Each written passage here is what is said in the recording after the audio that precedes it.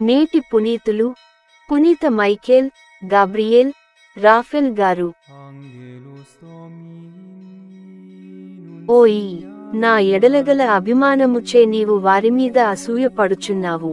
ప్రభువు వీరందరిచే ప్రవచనములు పల్కిన ఎంత బాగుండెడిది. ఆదివారం, సెప్టెంబర్ 29, 2024.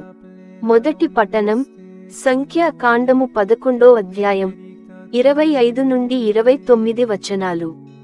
అప్పుడు యావే మేఘముపై దిగివచ్చి మోషేతో మాటలాడెను. తాను మోషేకిచ్చిన ఆత్మను కొంత తీసుకుని ఆ 70 మంది పెద్దలకు ఇచ్చెను. ఆత్మను పొందగానే వారు ప్రవచనములు పల్కిరి. కాని ఆ ఆవేశము వెంటనే తగ్గిపోయెను. పై 70 మంది పెద్దలలో ఎల్గాదు, మేదాదు అనువారు ఇద్దరు శిబిరముననే ఉండిపోయిరి. వారు గుడారమునకు వెళ్ళకున్నను ఆత్మ వారిమీదికి గూడ దిగివచ్చెను. వారును వెంటనే ప్రవచనములు పల్కిరి. అప్పుడు ఒక యువకుడు మోషే యొద్దకు పరుగెత్తుకుని వచ్చి శిబిరము నందలి వారును ప్రవచనములు పలుకుచున్నారని అతనితో చెప్పెను.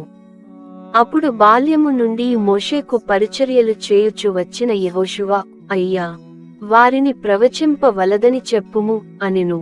కాని మోషే అతనితో, ఓయి, నా ఎడలగల అభిమానముచే నీవు వారిమీద అసూయపడుచున్నావు. ప్రభువు ఈ ప్రజలందరికిని ఆత్మను అనుగ్రహించి వీరిచే గూఢ ప్రవచనములు పల్కించిన ఎంత బాగుండెడిది అని అనెను. ఇది ప్రభువు వాక్కు. మీ భాగ్యములు మునిగిపోవుచున్నవి. రెండవ పఠనం పునీత యాకోబు వ్రాసిన లేఖ 5వ అధ్యాయం 1 నుండి 6 వచనాలు. భాగ్యవంతులారా, నా మాటను ఆలకింపుడు. మీకు రానున్న దుర్దశలను గూర్చి శోకించి రోదింపుడు.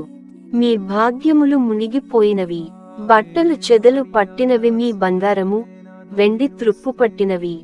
ఈ త్రుప్పే మీకు విరుద్ధముగా సాక్షియే మీ శరీరములను అగ్నివలే దహించును. ఈ అంత్యదనములందు మీరు ధనరాశులను కూడబెట్టితిరి.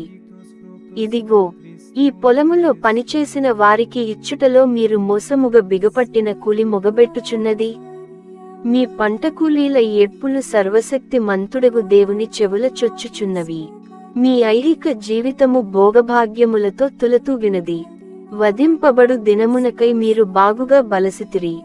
వారు నీతిమంతుడైన వానికి శిక్ష విధించి వానిని చంపుదురు. అతడు మిమ్ము ఎదిరింపుడు. ఇది ప్రభువు వాక్కు.